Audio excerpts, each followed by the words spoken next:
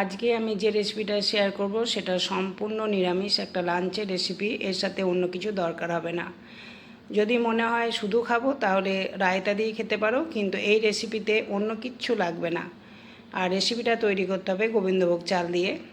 সেই জন্য জল গরম করতে দিয়ে দিয়েছি, গোবিন্দভোগ চালটা ভিজিয়ে দিয়েছি। আর এখানে পটলটাকে খোসাটা হালকা করে ছুলে নিয়ে এইভাবে কেটে নিতে হবে। পটলের খোসাটা ছোলার পরে কেটে নিলে দেখতে ভালো লাগবে। খোসাটা পুরো বাদ দিলে হবে না। আলুটাকেও এরকম গোল গোল করে কেটে নিতে হবে, আর গাজরটাকেও কেটে নিতে হবে। আর এই রেসিপিটা করার জন্য গোবিন্দভোগ চালই লাগবে, অন্য কোনো চাল দিয়ে তৈরি করা যাবে না। আমি ওইদিকে ভাতটা বসিয়ে দিয়েছি, আর এখানে জলটা গরম করতে দিয়ে আলু আর গাজরটাকে সিদ্ধ হালকা করে ভাপিয়ে নেব। আর গোবিন্দভোগ চালের রেসিপি যেহেতু, ভাতটাকে কিন্তু ঠান্ডা করেই তবে রেসিপিটা তৈরি করতে হবে। যেহেতু গোবিন্দভোগ চালের ভাতে একটু আঠালো ভাব থাকে গরম অবস্থায়, সেই জন্য ভাতটা ঠান্ডা করার পর রেসিপিটা তৈরি করতে হবে। আলু আর গাজরটাকে হালকা করে ভাপিয়ে তুলে নেওয়ার পর ওই কড়াইতেই পটলটা নুন হলুদ মাখিয়ে ভেজে নেব। আর রেসিপিটা তৈরি হবে সাদা তেলে।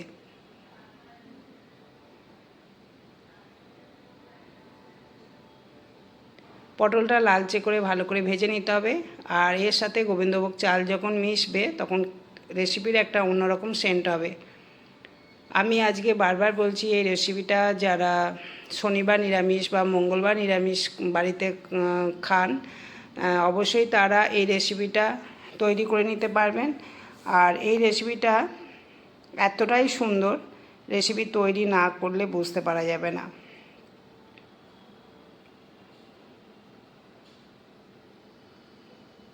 কম তেল দিয়ে আলু পটল আর গাজরটাকে ভেজে নিলাম। যখন আমি তেলটা দিয়েছিলাম, পটলটা প্রথমে ভেজে নিয়েছি, যা তেল ছিল সেই তেলে আলু আর গাজরটাকেও ভেজে নিলাম। খুব বেশি তেল দিয়ে ভাজবার দরকার নেই। আর আলু বা গাজর এগুলো কিন্তু খুব লালচে করেও ভাজার দরকার নেই। এইগুলো ভেজে একটা অন্য পাত্রে তুলে রাখবো। আর এরপর কড়াইটা পরিষ্কার করে নিয়ে ওই কড়াইতে সাদা তেল গরম করতে দিয়ে এখানে একটা তেজপাতা দিলাম ফোড়নের জন্য। আর ফোড়নটা এর সাথে কোনো কিছু ফোড়ন দেওয়ার দরকার নেই। খুব হালকা মশলাতে হবে, বেশি ফোড়ন বা বেশি মশলা দিলে এটা খেতে কিন্তু সেই টেস্ট হবে না। এখানে তেজপাতাই শুধু ফোড়নে দিয়েছি।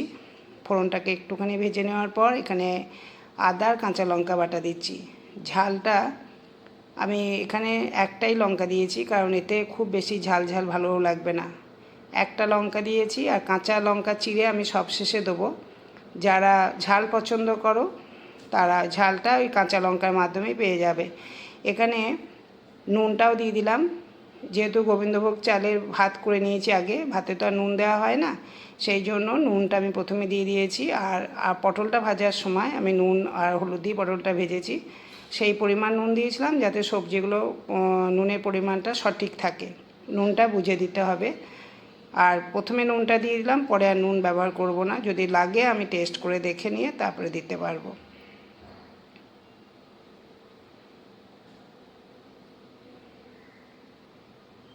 মশলার সাথে আলু পটল আর গাজরটাকে একটু কষিয়ে নেওয়ার পর এখানে 1 চামচ ঘি দিচ্ছি। ঘিটা দিতেই হবে। ঘিটা দিলে এই যে রাইসটা করছে, এই রাইসে অন্যরকম একটা ফ্লেভার আসবে। তারপরে গোবিন্দভোগ চালের ভাতটাকে দিচ্ছি।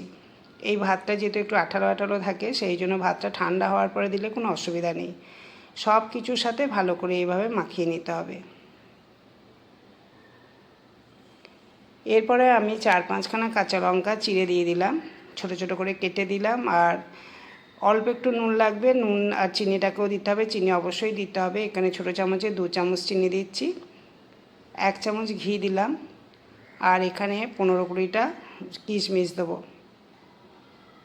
কিশমিশটা দেওয়ার আগে জলে ভিজিয়ে রাখতে হবে ঘন্টাখানেক।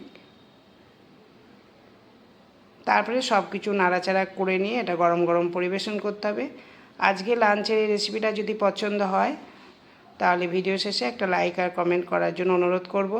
আর এই রেসিপিটা বাড়িতে তৈরি করার জন্য সবাইকে বলবো, যদি ভালো লাগে অবশ্যই কমেন্ট